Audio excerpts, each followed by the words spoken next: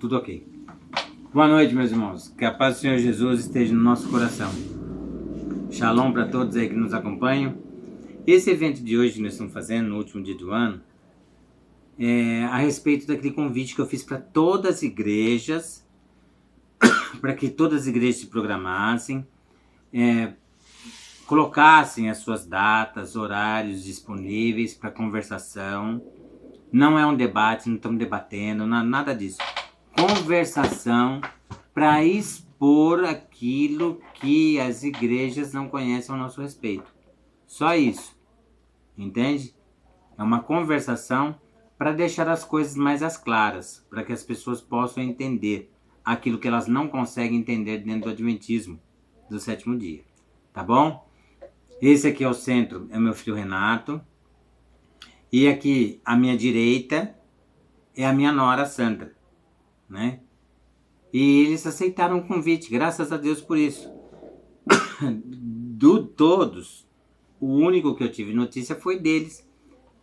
E eles vão expor aqui, para a honra e glória do nome de Deus, tudo aquilo que eles têm em mente nesse vídeo, para nós.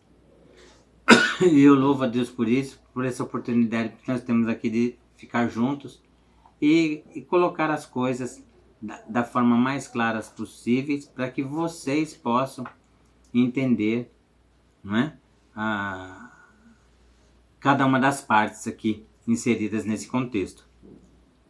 Tá bom? E logo mais a minha nora, a Sandra, vai fazer a oração por nós para que possamos dar início a esse vídeo de hoje. Amém. Amém. Meu nome é Renato, a gente costuma ir no Ministério Consolador de Israel, mas Amém. Aonde estendem um convite, seja para ir na missa, seja para ir numa igreja pentecostal, como a gente foi esses dias atrás, seja aonde tem a palavra de Deus, a gente está ali no meio, para mostrar ela no seu devido contexto original e trazer de volta a identidade judaica do Mashiach, o Yeshua, o Mashiach prometido de antemão à nação de Israel, que já esperava por ele. E acreditamos piamente na restauração dessa identidade, porque ninguém pode ser usado por Deus sem antes ter a sua identidade restaurada. Falo com o sobrenome ítalo-germânico, Tosi Ivo, mas mesmo assim, sendo povos mancomunados aí na Segunda Grande Guerra contra a noiva do Cordeiro, Israel, mesmo assim, como Ruth a Moabita também era de uma nação inimiga, mas ela não precisou de nenhuma autorização de rabino ou uma imersão na mikve, é o tanque batismal, mikve, para se tornar parte ali, integrante do povo. Eu também me sinto assim, com coração, com uma alma judaica, acredito muito nessa identidade. Celebramos aí recentemente a festa de Hanukkah, né? Agora vamos entrar no jejum de Tisha B'Av. Aliás, como ele jejuava todo sábado, a gente expôs hoje na Bíblia, sábado é uma festa, o período que você passa com o noivo, não cabe jejum, porque ele mesmo disse, vai chegar a hora dos meus talmidim, dos meus discípulos jejuarem, não agora, quando o noivo está presente, mas quando o noivo for retirado, aí jejuarão. E o sábado é um templo no tempo, é um espaço que a gente está ensaiando para a eternidade. Então na eternidade não vai ter trabalho, né? Não vai ter casamento, no Shabat não é dia de se casar. Tem certas coisas que dentro do judaísmo você não faz no dia de sábado, tá? Sábado é privilégio de quem é livre, né? Não é nem uma mitzvah, um mandamento, uma ordenança. É um privilégio, na verdade, o Shabat. Só quem consegue desfrutar entende disso, né? O sábado é um dia para ser celebrado, né? Falo como adventista que foi num lar onde a guarda do sábado se tornava um peso, era o pior dia da semana. Por isso que hoje todos os integrantes da minha sala bíblica, escola sabatina, infelizmente não se encontram mais na igreja, né?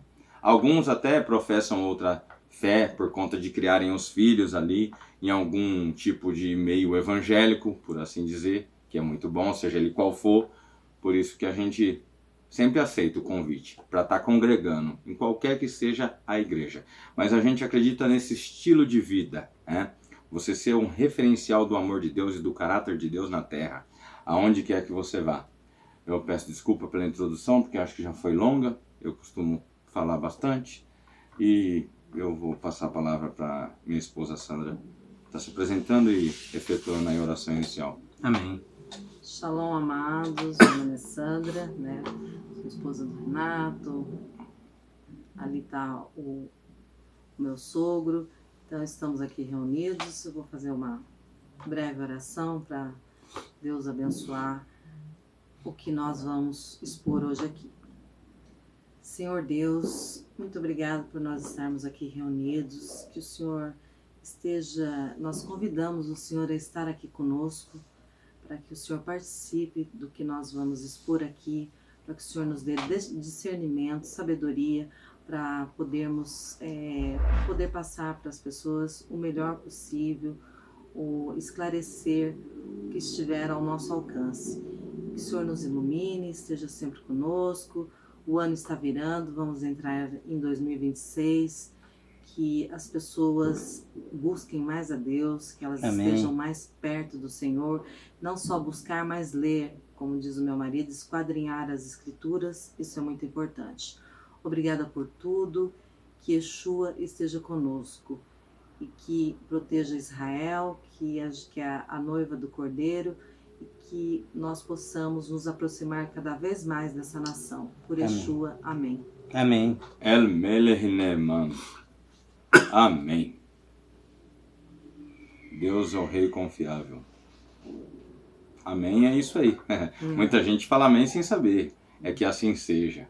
Só uma dose de hebraico, porque o hebraico faz te entender a Bíblia em 3D, é outra dimensão, é a Lashon HaKodesh, a língua santa, é uma coisa maravilhosa. Amém é um acrônimo de 3 letras. Aleph, Men e Nun. E significa El ou Kel, às vezes muda. Tem gente que pronuncia diferente, mas Kel, El, que é Deus, a letra Aleph do alfabeto hebraico. El Melech, Rei, Neeman, confiável. Deus é o Rei confiável, onde você pode se fiar, onde você pode confiar e dar fé dessa palavra. É em concordância. Mas vai muito além do que assim seja, muito além mesmo. Não vamos tomar por aí, porque senão a gente vai delongar demais aí o estudo. Então, como você fez o convite para todo antissemita e anti-adventista, foi isso? Para todo antissemita, Sim. anti-adventista, e para todos aqueles também que têm dúvidas sobre alguma doutrina, ou sobre alguma crença, ou sobre algum assunto pertinente à Igreja Adventista do Sétimo Dia, né? Para que a gente possa esclarecer, para que a gente possa colocar as coisas, né, sobre a nossa irmandade. Afinal de contas é um só Deus. Colocar as coisas claras para que as pessoas possam entender, não é? Como aquilo que nós cremos. Amém. Dentro desse um só Deus que os samaritanos adoravam, Yeshua falou assim, ó: nem em Jerusalém, nem nesse monte. Vem a hora que o verdadeiro adorador adorará em espírito e em verdade, porque nós adoramos o que conhecemos e a salvação vem dos judeus. Dos judeus, no plural. Ele não estava se referindo a ele estava falando de uma etnia, de um povo. E adorar o que você conhece, conhecimento exige relacionamento. Agora, relacionamento tem que ser feito da maneira correta, né? Com as indumentárias corretas, com os utensílios corretos. Aonde a gente tem que pedir desculpa, mas tem que falar a verdade que Maria não era católico, Jesus não era cristão, não era evangélico, nunca entrou numa igreja, nunca vai entrar, mas hoje a gente vai mostrar na Bíblia que ele frequentava sinagogas, né? Nos dias de sábado, como era de seu costume, Paulo também, e a gente vai começar com isso porque a gente está saindo de uma ceia de Ano Novo da Igreja Adventista, onde fui membro por muitos anos ali, fiz parte da membresia, eu li inúmeros livros de Ellen White, fiz todos os estudos disponíveis aí dentro do Adventismo, né? Porque conhecimento nunca é demais, a gente busca conhecer até para ter condições de, digamos, combater de uma maneira mais efetiva. Salientando que o combate é uma coisa saudável, O confronto. O confronto é saudável, porque o confronto tem por intuito a edificação espiritual do indivíduo. A afronta, diferente disso, tem por objetivo expor, denegrir, ofender, entende? Diferente do confronto. E a gente pode começar com Lucas capítulo 4, verso 16, onde um amigão ali que frequentava a Escola da Família, um programa aqui de São José dos Campos, onde as pessoas, Lucas 4,16, por favor, vão para jogar bola. Eu jogava tênis de mesa, por causa de um problema que eu tenho na perna aí, né, mas Baruch Hashem, e onde ele falou que, como foi Israel? Não, Deus não está nem aí para o judaísmo, sim, exatamente essa palavra que ele usou. Deus não está nem aí para o judaísmo, muito obrigado. Pedi para ele abrir Romanos 11, 26, e assim todo Israel, não está nem aí para Israel, nem aí para judaísmo, e assim todo Israel será salvo.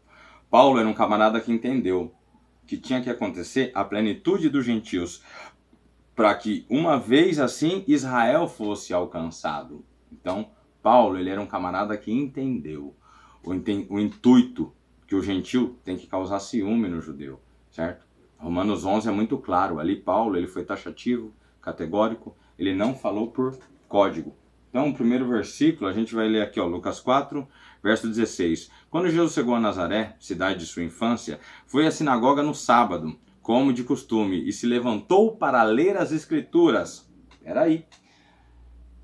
Algum católico já pregou na igreja adventista? Eu nunca vi. Para você ter a autonomia, a autoridade de ler a Escritura numa sinagoga, você tem que estar inserido em um movimento religioso, né? Na época de Yeshua existiam os herodianos, que é o judeu antisionista de hoje. Existe, tá? Por mais incrível que possa ser, inconcebível essa ideia, existe. Uma mínima porcentagem aí. Os judeus herodianos, eles acreditavam que tinha que dar tudo para Roma, e só o Messias podia governar aquela terra. É igual o judeu antisionista de hoje. Aquilo lá só pode ser governado sob a jurisdição do Mashiach, prometido a Israel. Então tem que dar tudo para a Palestina, tem que dar tudo para o Hamas, e eles não podem ter direito algum a essa terra. É uma quantidade ínfima aí dentro do contingente judaico, mas também tem o essênio. Na época de Yeshua tinha o essênio, o saduceu, o zelote e o fariseu, né? Se você for fazer aí pelo método de descarte, o que não cabia, você vai chegar no fariseu, certo? Quando os fariseus foram perguntar para João Batista se ele era o Cristo, ele falou que não, mas do meio de vós sairão a um, que eu não sou digno de desatar a correia da sandália, do meio de vós. Ele não falou de meio de nós, porque ele fazia parte do segmento essênio. A gente não vai entrar por menores aí para explicar, porque delongaria muito o vídeo. O pastor já está pescando aqui também, o ancião. Tô pescando não, tô concentrado. Yeshua, como fariseu que era, entende? Muito antes dele, existia uma cisão no farisaísmo. Tá? Os fariseus, muito antes de Yeshua, já chamavam um certo contingente farisaico de hipócrita, de sepulcro caiado. Essa briga existia entre eles. Yeshua não foi o primeiro e não foi o último a criticar os seus próprios irmãos. Avinu Shama Shammai, a forma como ele orava, uma oração típica farisaica, ele não inventou aquela oração, entende? Muita parte ele tirou do que já tinha, já era escrito, né? E comia com fariseus, ensinava como fariseu por meio de parábolas, né? E infelizmente no mundo cristão é xingamento, mas deveria ser elogio. E as pessoas não conseguem entender isso aí, porque não veem a Bíblia num contexto original, entende? Mas quando você vê a essência judaica do Novo Testamento, fica claro para você conseguir identificar isso aí. Então hoje o intuito aqui é deixar claro que o Adventismo, por sua vez, não tem absolutamente nada, são como água e óleo, nada a ver com o judaísmo, entendeu? Anti-adventista e anti-sionista, eles não estão no mesmo contingente. A gente é do mesmo time, vamos dizer assim. Não. Até porque o adventismo ele tem como premissa se identificar como um tipo de verdadeiro Israel, como um tipo de Israel espiritual. E uma vez que você diz que você é o verdadeiro Israel, porque se essa é a verdadeira nota de 50, é porque tem a falsa. Então qual é a falsa? Aí você está com uma problemática, porque quem cunhou essa expressão foi Justino, Verus Israel. Isso não existe na Bíblia, entendeu? Isso não existe, entende? Só existe Israel, ponto. É o que você vai achar na Bíblia, sabe? Você não vai achar um outro tipo de Israel. E a gente vai para o segundo versículo, aonde vai ficar claro, Atos 17, 1 e 2, que Paulo ele se preocupava em ir na sinagoga e disputar com o gentil. Agora, para quem falou lá na igreja que Deus não está nem aí para o judaísmo, eu vou perguntar agora, pergunta de múltipla escolha. Dentro de uma sinagoga, o que é ensinado? Budismo, adventismo ou judaísmo? Pela lei de eliminação novamente, judaísmo, gente. Judaísmo. O que é ensinado numa sinagoga, né? Atos 15. Quem quiser aprender mais, Moisés é pregado a cada sábado em toda a sinagoga. Entendeu? Então vamos lá. Atos 17, 1 e 2. Ó. Então Paulo e Silas passaram pelas cidades de Anfípolis e Apolônia e chegaram a Tessalônica, onde havia uma sinagoga judaica. Verso 2. Como era seu costume, Paulo foi à sinagoga e durante 3 sábados seguidos discutiu as escrituras com o povo. Então você vê aí a preocupação com os irmãos que ainda não tinham abraçado a emuná, a fé em Yeshua, né? Em outro versículo da Bíblia, vai dizer no original quantos miríades. Uma miríade é 10 mil. Então, pelo menos ali estavam falando com gente de 20 mil pessoas, né? Miríades, no plural, que abraçaram a fé em Yeshua, e todos eles são zelosos da lei, claro. Né? Zeloso da lei é o ponto em comum. Em Apocalipse, aonde diz assim, ó, irou-se o dragão contra a mulher, foi pelejar contra o resto da sua semente, os que guardam os mandamentos e têm a fé em Jesus. Guardar os mandamentos é o ponto em comum, diferente do que a igreja adventista afirma, que não pode ser só ter o testemunho de Jesus, também tem que guardar a lei. Não, veja bem, Yohanan ali, né, ele escreveu para judeus.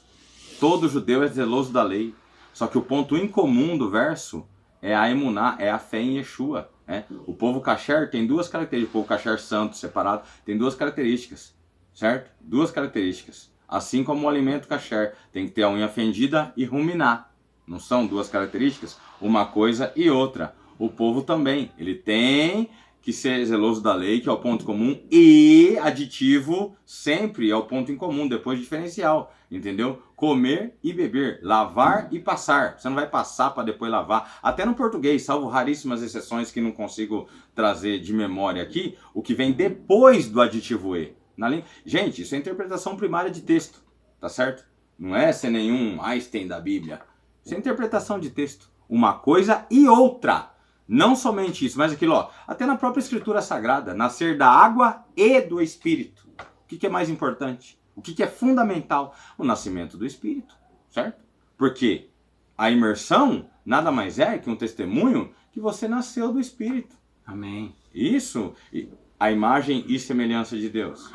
A imagem todos somos, o traficante, o terrorista, o psicopata.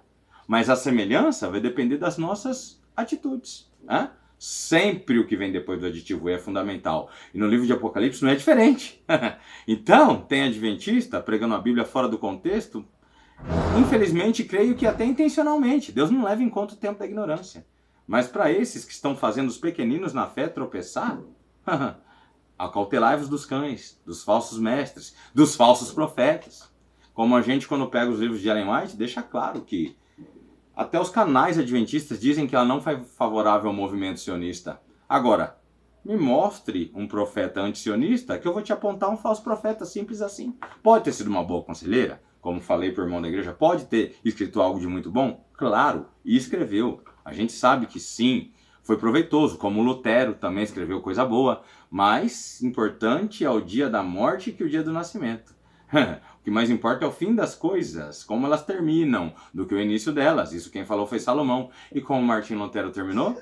Infelizmente de maneira muito nociva e ruim, no que diz respeito a Israel, né? Foi o livro, inclusive, acerca dos judeus e suas mentiras, de Martinho Lutero, Não Acredita em Mim, é só dar uma gugada. Hitler usou para perpetrar o Holocausto. Então, é algo muito sério, né? As igrejas, os pais do protestantismo, quando a gente entende a raiz da nossa fé, a gente restaura a nossa identidade. Isso é fundamental. A gente já leu bem? Vamos lá, agora vamos pedir para ele ler, para ele não dormir, Romanos 11, do 11 ao 26. Põe aí. Eu li sinagoga, né, Paulo e Pode ler Silas? vocês mesmo. Não, lê você que você tá... Não, eu tô sem a Bíblia aqui. Daqui. Não, lê aqui, ó. Não posso com vídeo, cara. Não posso, minha vida não... Minha vista não... Então tá, eu vou fazer essa leitura. Eu tô ouvindo. Presta bem atenção, eu tô lendo, se não me engano, é na nova versão transformadora, NVT. Olha só, olha o que está escrito aqui. Eu vou chegar até o 26, que foi o versículo que eu citei por irmãozinho da Igreja Adventista. Como assim que Deus não está nem aí com Israel? Deus não está nem ligando para judaísmo? Que Deus... Gente, era a identidade do Machia. Ele falou isso depois que eu disse, né? Quando você mostra uma imagem, né, diz mais que 1000 palavras, de Yeshua, o leão da tribo de Judá, com aquela indumentária vermelha, como se fosse um senador, um governador romano. Isso não é o que Simeão falou na apresentação no templo. Não foi bem uma apresentação, foi outra cerimônia. Mas tudo bem, ele falou o quê? Pode descansar em paz teu servo, meus olhos já viram. Luz para a revelação aos gentios e glória para o teu povo Israel. Agora, Yeshua com aquela indumentária... Vamos trazer ele de volta para casa, gente. Ele já ficou muito tempo fora, entende? Por isso que hoje o pedido foi discernimento para a igreja cristã contemporânea do Brasil e principalmente para a membresia adventista sincera de coração. Né?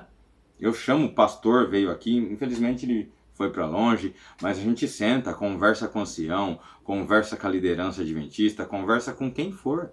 E isso fica muito evidente na Bíblia, uma vez que você abre os livros de Ellen White, entende? Fica muito simples você constatar que algo de errado ali não está certo, está fora da Bíblia. Ou você fica com Ishaiahu, Isaías, Jeremias, os profetas de Israel, ou Ellen White, né?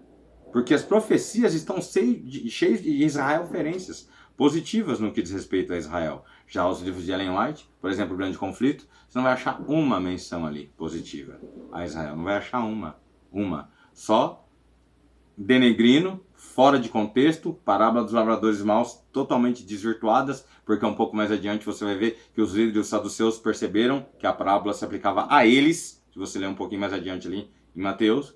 Então por que a igreja cristã não percebe isso? Não é da vinha toda que ele estava falando, era da liderança religiosa corrompida da época. E agora isso vai ficar muito evidente, muito claro em Romanos 11, do versículo 11 ao 26, que a gente vai ler agora, presta atenção. Aí, redobre a atenção aí, ó. Acaso o povo de Deus tropeçou e caiu sem possibilidade de se levantar? Claro que não. Essa expressão é rashalila, longe de mim essa maldição, de forma nenhuma, em hipótese alguma. Foram desobedientes e por isso Deus tornou a salvação acessível aos gentios, para que o seu próprio povo sentisse ciúme. Se os gentios fossem enriquecidos, porque os israelitas fracassaram a rejeitar a salvação que Deus lhes oferece, imaginem como será maior a bênção para o mundo quando Israel for plenamente restaurado. Dirijo-me especialmente a vocês, gentios. E uma vez que fui designado apóstolo aos gentios, enfatizo isso, porque desejo que, de algum modo, o povo de Israel sinta ciúme, e assim eu possa levar algum deles à salvação. Pois se a rejeição deles possibilitou que o resto do mundo se reconciliasse com Deus, a aceitação será ainda mais maravilhosa, será vida para os que estavam mortos. Oh, que bênção, que brahá! Se a parte da massa entregue como oferta é santa, então toda ela é santa. E se as raízes da árvore são santas, os ramos também o serão. Mas alguns desses ramos, alguns do povo de Israel, foram cortados, e vocês, gentios, que eram ramos de uma oliveira brava, foram enxertados na árvore. Agora, portanto, a árvore é Israel, gente. A oliveira é Israel. Machia é a videira. A oliveira na Bíblia é Israel. É só ler o contexto todo de Romanos 11, isso é muito claro. Interpretação primária de texto. Poxa vida, né? Então, olha só, vocês gentios que eram ramos de uma oliveira brava foram enxertados na árvore. Agora, portanto, participam do alimento nutritivo que vem da raiz da oliveira especial de Deus. No entanto, não devem se orgulhar de terem sido enxertados no lugar dos ramos que foram cortados, pois é a raiz que sustenta o ramo e não o contrário. Talvez digam, esses ramos foram cortados para abrir espaço para nós. É verdade, mas lembre-se de que esses ramos foram cortados porque não creram e que vocês estão ali porque creem. Israel é quem crê. Por isso me vejo como parte integrante do povo, apesar de ter um nome ítalo-germânico, porque eu creio. Portanto, não se orgulhem, mas temam o que poderia acontecer. Pois se Deus não poupou os ramos naturais, também não poupará vocês. Observem como Deus é ao mesmo tempo bondoso e severo. É severo com os que lhes obedecem, mas é bondoso com vocês. Desde que continuem a confiar em sua bondade, mas se deixarem de confiar, também serão cortados. Olha aí, ó, que palavra mais politicamente incorreta aí, os dias que a gente vive. Mas é a Bíblia, meu irmão. A gente é o mensageiro. Antes importa obedecer a Deus do que aos homens. A gente não está preocupado porque é politicamente correto, não. É a palavra do Eterno aí, ó. Viu? Vai ser cortado, ó. E se o povo de Israel abandonar sua incredulidade, será enxertado novamente, pois Deus tem poder para enxertá-lo de volta na árvore. Vocês eram, por natureza, o ramo cortado de uma oliveira brava. Portanto, se Deus se mostrou disposto a fazer algo contrário à natureza ao enxertá-los na sua árvore cultivada, Israel estará ainda mais disposto a enxertar os ramos naturais de volta na árvore da qual eles fazem partes. Olha aí, ó. Irmãos, quero que vocês entendam esse mistério para que não se orgulhem de si mesmos.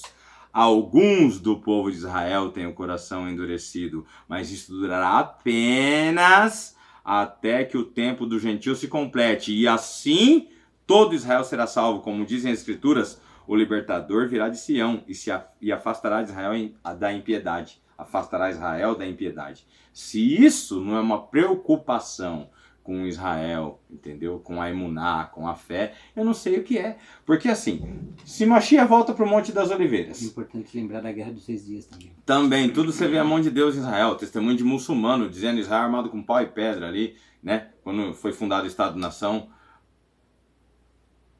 E o pai Abraão aparecia. O pai Abraão aparecia e falava, não falso. E são testemunhos, gente, de muçulmanos, falando que o pai Abraão apareceu e falou, não façam isso. Onde não tinha mais, entendeu? Equipamento de comunicação falhava, míssil falhava. E quando cercaram ali judeus ali, isso foi mais de um muçulmano que deu esse testemunho. Que viu o pai Abraão falando, não façam isso. Olha, é uma coisa de arrepiar. Entende? Você vê a mão de Deus sobre essa nação. Por mais que a gente deva orar pela paz mundial, Terrilim Salmo 122, versículo 6 vai dizer, orai pela paz em Jerusalém. Jerusalém prosperarão aqueles que te amam, certo?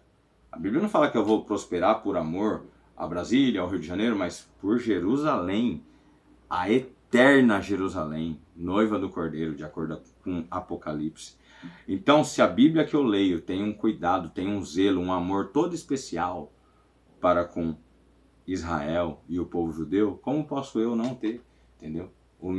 Existe um judeu dentro de mim que conduz a minha vida, certo? Que pauta a minha conduta, né? Por mais que às vezes o velho homem queira ressuscitar, a gente entende e se arrepende, pede perdão, jejua, se veste de cinza e tenta alimentar mais o espírito, ser um novo homem, né? E eu não poderia deixar de ler. Acha para mim Mateus 10, 34, 35, 36 e 37. Mateus 10 que vai falar justamente do confronto, né? Pai contra filho, filho contra pai. Porque a verdade de Yeshua traria isso. Maneiras diferentes, formas diferentes de pensar. Entende? E quem é filho de Abraão pela fé, eu vou dizer uma coisinha.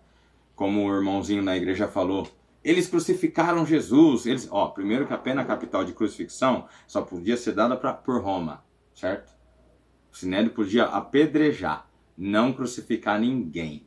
Agora, quem é filho de Abraão pela fé, eu vou provar aqui, de uma maneira racional, que não denigre os seus irmãos. Sabe por quê? Todo mundo sabe que Yosef, ele é uma tipologia de Yeshua. Ele apronta para Jesus, né?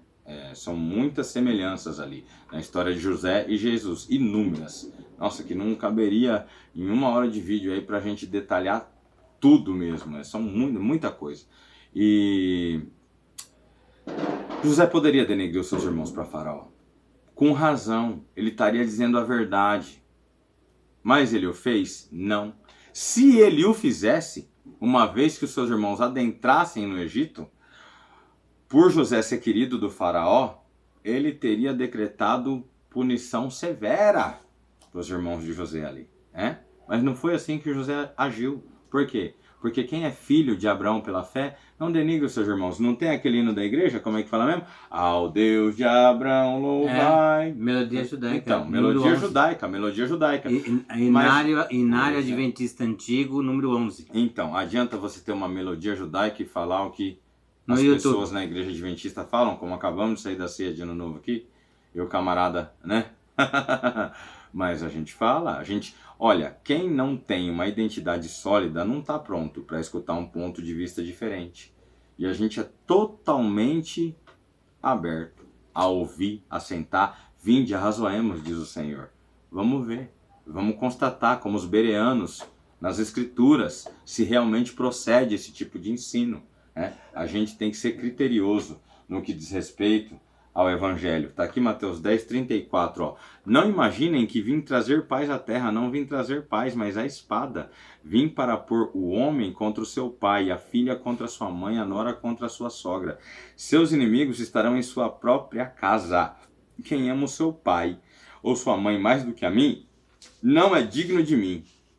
Certo? Quem ama o seu filho ou sua filha mais do que a mim, não é digno de mim. Em primeiro lugar, o reino de Deus e a sua justiça, que está dentro de nós, aonde Deus reina. Se Deus é rei, se a lei dele rege sua vida, o reino de Deus está dentro de você. Gosta de festa? Claro, Deus também. Quais? Quais as festas a celebrar? Quais? Como me alegrar? Entende? Por isso que um judeu nunca pisa em solo cristão. O cristão celebra Natal, nada contra, leva as pessoas à introspecção, a ter mais amor. Porém, solstício de inverno no hemisfério norte e solstício de verão no hemisfério sul. Por quê? Para substituir justamente a festa das luzes, a festa de Hanukkah. Você entende? Essa é a identidade. São José, padroeiro da cidade. Pai de Yeshua, São José. Pai de Jesus, né? Jesus, São José. Padroeira do Brasil, Nossa Senhora. E a Bíblia vai dizer o quê? Bendita é a nação cujo Deus é o Senhor. Identidade. Entende? Aonde você está inserido? Na oliveira? Baruch Hashem. Glória a Deus. E agora, Tiago 3... 11 e 12. Acha aí pra gente. Eu acho que esse versículo eu vou pegar um gancho aqui para trazer uma polêmica, onde estudei por cima no Google que a ADRA está arrecadando mantimento para levar para a faixa de Gaza, né? Se amanhã ou depois a gente sumir e define a gente, já sabe por quê. Porque a gente fala mesmo. E qual o problema disso aí? A gente vai deixar inclusive aqui o link na descrição, alguns vídeos shorts aí sobre o que a gente vai comentar agora, né? Uma vez que você faz um tipo de doação para a autoridade, Ministério da Saúde da Palestina, autoridade da faixa de Gaza, toda essa nomenclatura bonita aí, leia-se Hamas, que de fato é quem manipula ali os itens e vende num valor exorbitante para angariar fundos para comprar armamento, munição, para matar mais pessoas inocentes, né? A vida deles é isso aí. E aí você entende por que Lula, e esse vídeo vai ficar aqui embaixo, né? O presidente, nada contra quem vota na esquerda, livre-arbítrio, eu não faço isso de forma alguma porque eu sou uma pessoa pró-Israel.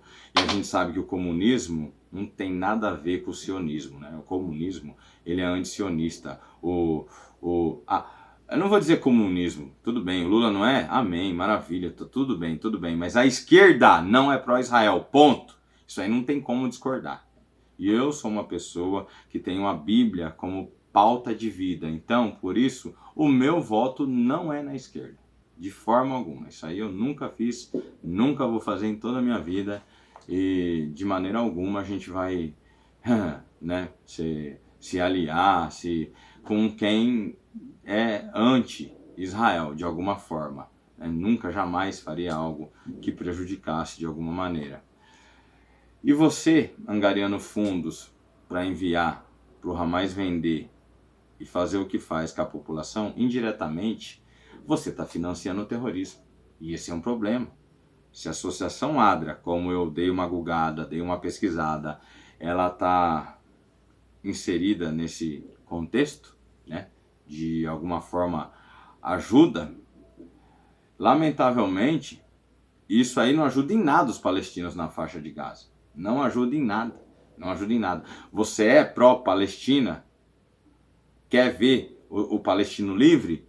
Apoie Israel para que ele consiga se livrar do verdadeiro opressor dos seus próprios compatriotas ali na faixa de Gaza.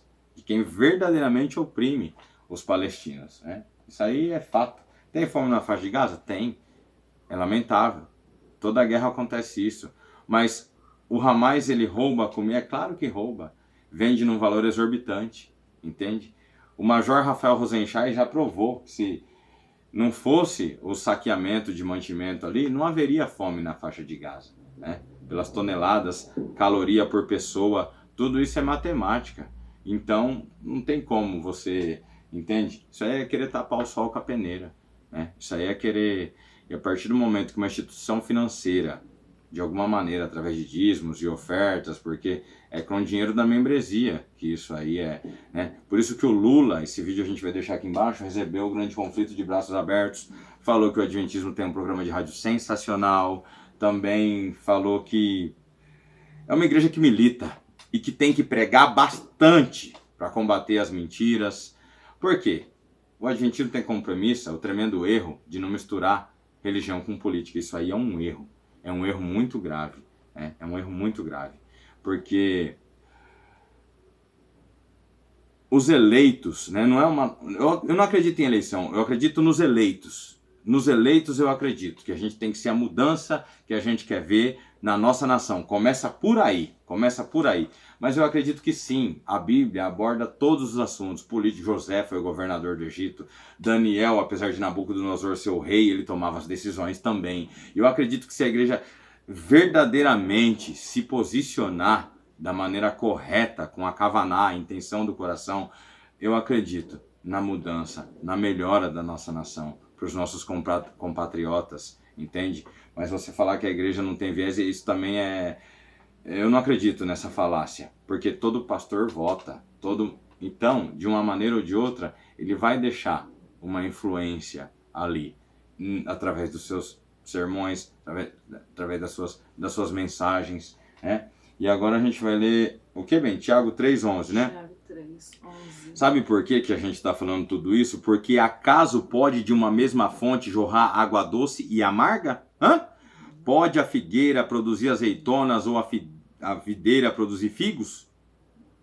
Da mesma forma, não se pode tirar água doce de uma fonte salgada. Você lembra quando você falou assim para mim, amigão? Você tá lembrado quando você falou? Perfeito. Olha, o Hamas está apoiando o governo Lula pelas decisões que o governo Lula toma. O Hamas bate palma para a atitude do Itamaraty sair da aliança lá dos países em memória do Holocausto e inúmeras outras decisões aí que o governo tomou. Então é por quê? É porque algo de errado não está certo com esse governo. Quando ele é aplaudido por uma organização terrorista, é porque algo de errado acontece nesse governo. De igual modo, quando esse governo incentiva a pregação de um evangelho, pode ter certeza que tem algo de errado com esse evangelho. E o adventista que não quiser entender isso é querer tapar o sol com a peneira. É um grande vespeiro, é um imenso contingente que a gente está tocando aqui. E vamos deixar os vídeos na descrição. Vamos deixar aqui no comentário fixado aqui embaixo aqui. O Lula sabe muito bem aonde pisa. Entendeu? Por volta de uma década atrás ou mais, não sei dizer o tempo, mas o vídeo é antigo. A gente vai deixar aqui. Ele se recusou a visitar o túmulo de Theodor Herzl. Theodor Herzl, não sei bem, é o fundador do sionismo, né? Não sei se minha pronúncia está correta aí, mas no Yasser Arafat deixou flor, ele foi lá, ele visitou. O Lula sabe muito bem o que ele faz, tá? Ele nunca vai receber um livro, A Guerra de Narrativas, ele nunca vai receber um livro pró-Israel, mas o grande conflito recebeu de braços abertos. Por que será? A mesma visão anti-sionista, onde canais adventistas falam que Ellen White não foi favorável, e realmente não foi, pelo que escreveu, de forma alguma favorável ao movimento sionista, Lula, que partilha dessa mesma visão, o líder da nação brasileira, ele tem esse mesmo viés ideológico. Então ele sabe muito bem a mão de quem ele aperta, quem ele abraça, o que ele faz, o que ele deixa de fazer. E o adventista que achar que não, olha, é muita inocência, é muita inocência, é muita inocência, entende? É muita inocência. Vamos abrir o olho, vamos enxergar, vamos ver o que a gente está fazendo. Vamos... Amor, 2 Crônicas 6, 14 e 15 agora aí, ó, pra gente já ir encaminhando pro final. Eu vou ler uma passagem aí, quero ouvir o que esse camarada tem a dizer, porque eu preciso ouvir algumas explicações aqui. Eu vou ficar quieto, mas eu garanto que vai ser uma coisa muito...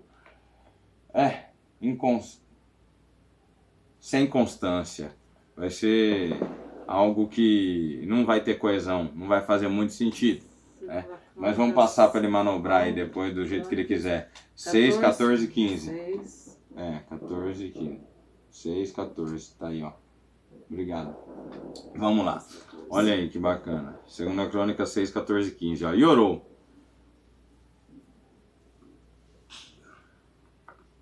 Ai, desculpa, amor, é 2 Coríntios, não é Crônicas não. Eu vou achar aqui. Coríntios, eu errei. 2 Coríntios, eu falei Crônicas, né? Falei Crônicas, CR. Que importância Coríntios. acontece. 6, 14. Tá aqui. Tá aqui, ó. Não se ponham em julgo desigual com os descrentes. Olha aí, hein? Como pode a justiça ser parceira da maldade? Olha aí que coisa, hein? Olha aí, hein? Como pode a luz conviver com as trevas? Que harmonia pode haver entre Cristo e o diabo? Como alguém que crê pode se ligar a quem não crê? Olha aí. E que união pode haver entre o templo de Deus e os ídolos? Pois somos o templo do Deus vivo. Como ele próprio disse, habitarei e andarei no meio deles, e serei o seu Deus, e eles serão o meu povo. E existe um salmo que diz que Deus habita em meio aos louvores de Israel. Música sacra verdadeira. Não adianta você ter melodia judaica e fazer o que faz, sabe? Falar o que fala sobre Israel, como Ellen White falou. Que comunhão que tem entre a esquerda e Israel, entre o grande conflito entre Ellen White e os profetas do povo do Eterno. Não existe a menor comunhão, entende? Até porque Romanos 3 é claro. As pessoas gostam de ler o final do 2, né? O final de Romanos 2, mas o começo do 3, qual a vantagem há em ser judeu? Muita, e de todas as maneiras, de todos os aspectos, sobre todos os pontos de vista. E principalmente qual? Porque a eles pertencem os oráculos de Deus. Parabéns, os oráculos de Deus. Entende? Olha só, de todas as maneiras isso é vantagem. Entende? E quando Paulo rejeitou, quando Paulo pergunta, rejeitou Deus seu povo? De antemão escolheu? De maneira nenhuma. Não rejeitou como nação, não rejeitou como noiva, não rejeitou como... De nenhuma forma. É diferente. Rejeitou seu povo que de antemão escolheu? Não. Ok.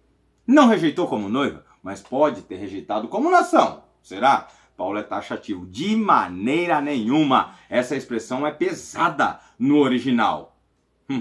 Vão pesquisar. Vão pesquisar. Entende? E a vantagem em ser judeu? Todas as vantagens. Principalmente porque a eles foi outorgado os oráculos divinos. Você está me entendendo? Agora, quando Ellen White fala o que fala, ela está fazendo um desserviço ao verdadeiro evangelho do reino, tá? Não tem como você pregar o verdadeiro evangelho do reino sem o reino. Malhut, Israel, é o ingrediente principal para essa pregação, certo? Quando você tira Israel da jogada, você vai ter uma fé manca, entende? A gente não subestima a palavra do Eterno. Como falei na igreja hoje, ela tem poder para salvar, para libertar, para curar, para tirar dos vícios, para fazer tudo isso aí. Mas essa mesma palavra de Deus, que fala que Deus não leva em conta o tempo da ignorância, ela pede que eu esquadrinhe, como você falou na sua oração inicial, não foi? Esquadrinhar as escrituras, E vamos conversar, vamos ver o que acontece aqui. Agora, eu gostaria de passar a palavra, não antes de ler o mesmo texto que eu li, para o irmão hoje, onde a mulher dele falou bastante de... Qual o livro de Ellen White que ela usou? Anjos A Verdade A Verdade sobre os Anjos. Ela usou bastante esse livro. Eu li esse livro várias vezes. Eu discordo, eu também já li no Colégio Adventista, mas tem muita coisa que não está certa, mas a gente vai entrar no misticismo judaico, vai dar pano para manga, né? E isso aí vai dar trabalho. Mas cuidado com Ellen White, muito cuidado, entendeu? Quem baixar o livro Nisto Cremos na internet, digitar lá no Google Drive Israel e pegar todas as menções que ela fez a Israel ali, você vai ver que realmente é algo perigoso. E uma verdade aparente, que tem o Shabat, que tem o Decálogo, é pior que uma mentira evidente. Porque há caminhos que parecem reto, mas infelizmente levam a caminhos de morte. Não somos contra adventistas, pelo contrário, me sinto devedor deles. Eu me batizei com 12 anos na igreja adventista, entende? Foi onde fiz os meus primeiros anos bíblicos, né? E por isso a gente alerta sobre o adventismo. Alertamos veementemente, porque a gente sabe o que contém nos escritos da profetisa da igreja adventista, né? Profetisa entre aspas, porque não tem como você falar algo da parte do Eterno e ser anti-sionista, que é um movimento que os profetas de Israel mencionaram nos seus escritos. Olha só o que está escrito aqui no Nisto Cremos, olha aí, ó. Na cruz, duas missões opostas atingiram o clímax. A primeira dizia respeito a uma igreja equivocada, tão centralizada em si mesma que não conseguiu ver o próprio ser que a trouxera à existência. A segunda foi a missão de Cristo, tão centralizado no amor às pessoas, que se ofereceu para morrer no lugar delas a fim de poder lhes conceder a existência eterna. Ao passo que a cruz significou o fim da missão de Israel, a ressurreição de Cristo inaugurou a igreja cristã em sua missão. 2 pontos. A proclamação do evangelho de salvação através do sangue de Cristo. Quando os judeus perderam sua missão, tornaram-se como qualquer outra nação e deixaram de ser a igreja de Deus. Em seu lugar, Deus estabeleceu uma nova nação, a igreja, a qual deveria levar avante sua missão em favor do mundo. Isso é teologia da substituição. Não existe outra palavra para definir o que eu acabei de ler aqui. Certo? Isso me deixa um pouco irritado. Eu confesso que me faz até suar pegar esses escritos para ler, porque eu vou pegar o grande conflito aqui, licença. Ai, peguei o grande conflito, tá aqui, despenquei meu celular. É meu celular de mais de meio quilo, aquele ali é um tanque de guerra. Não tem problema, ele aguenta a pancada, já caiu de lugar muito mais alto. E a gente vai ler uma outra parte aqui tá aqui, do livro Grande Conflito, né? O pastor foi para Bananal? O pastor foi para Bananal, ali do Imperial, ficou de trazer uma menção positiva no que diz respeito a Israel nesse livro aqui. Eu sei que ele não ia achar, né? Ficou me devendo uma visita. A gente falou que isso aqui é um câncer espiritual, foi essa expressão que a gente usou, porque se alastra como uma infecção contagiosa em todos os lugares. Isso aqui está na casinha de livros gratuito ali no Centro da Juventude, tá no restaurante onde a gente frequenta, tá em todo lugar, né? Isso aqui é distribuído na rua aí, à vontade. E as pessoas que têm... Isso aqui é comida consagrada a ídolo. Uma vez que você internaliza essas coisas dentro de você, comida consagrada a ídolo, espiritualmente falando, aí você tem um problema nas mãos, tá? Bom, ele vai dizer, eu não sei o que ele vai dizer sobre teologia da substituição, a minha pergunta sobre isso aqui, quero ver aí, você explica aí, a gente encerra, deixa o pepino na sua mão aí, e aí é isso aí. E aí vamos ver o que você vai responder. Olha só, vamos ler aqui página 17, a destruição, onde tem mais de uma menção por página, não folha, página, a Israel, né? Todas pejorativas, claro, o livro de capa a capa só denigre Israel. E o futuro é o primeiro subtítulo. Sabe quantas menções? Para surpresa de 0 pessoas, 0 menções a Israel no título futuro, que é o primeiro tópico do desejado do grande conflito condensado, né? O futuro, não existe nenhuma menção a Israel no livro dessa senhora, da doutora aqui, da dona Ellen White, né? Nenhuma. No futuro Israel está de fora. Agora, no segundo subtítulo, a destruição, mais de uma menção por página. Se isso não desperta uma luz vermelha na cabeça de todo o Talmidim de Yeshua, algo de errado não está certo. Vamos para a senhora White? Olha aí, ó. Em sua recusa obstinada em se arrepender, os judeus rejeitaram a última oferta de misericórdia. Então Deus retirou deles sua proteção. A nação foi deixada sob o controle do líder que havia escolhido. Satanás incitou as paixões mais vorazes e baixas. As pessoas perderam a razão. Passaram não só a ser controladas pelo impulso e raiva cega, mas a ser satânicas em sua crueldade. Amigos e parentes traíam uns aos outros. Pais matavam filhos e filhos os pais. Os governantes não tinham poder para se dominar. As paixões descontroladas os tornavam tiranos. Os judeus aceitaram um falso testemunho para condenar o inocente Filho de Deus. Agora, acusações falsas tornavam incerta sua vida. O temor do Senhor não os incomodava mais. Satanás era o chefe da nação. Ponto final, letra maiúscula. Por qual microsegundo na existência do planeta Terra Satanás foi chefe da nação de Israel? Nunca, em hipótese alguma. Jamais. Isso não é verdade. Inclusive, quando Deus orquestrava punição, cativeiro, era sempre com o intuito, como um pai educa o seu filho. Jeremias vai dizer, Israel, meu filho amado. Isaías vai falar, era com o intuito de techuvá, retorno, retornar. E isso é fé verdadeira, não é inovar, não, discordar da... Quem? Metodista, batista, da onde a igreja adventista saiu? A Ellen White acho que era da metodista do grito, né? O outro da batista, não sei. Mas você discorda da teologia da igreja e inova e faz uma outra. A fé não tem que ser inovada, a fé tem que ser restaurada. Nós adoramos o que conhecemos. A emuná, a fé verdadeira é conhecida, porque a salvação vem dos judeus, que tem o conhecimento, o relacionamento, entendeu? Correto com o eterno, entende? Esse é o ponto. Esse é o grande ponto. Só um detalhe. Ellen White, ela não saiu da igreja metodista. Acontece que quando eles passaram a crer no movimento milerita e na volta do Senhor Jesus, a liderança da igreja desligou tanto os pais como a Ellen White da igreja metodista. Não foram eles que quiseram sair. Eles foram desligados por ter uma crença diferente do que a igreja metodista na época acreditava. E eles estavam acreditando no movimento milerita na volta do Senhor Jesus. Foi só esse ponto. Eles não saíram por vontade deles, eles foram desligados pela liderança da igreja metodista. Fica à vontade. Não, pode seguir.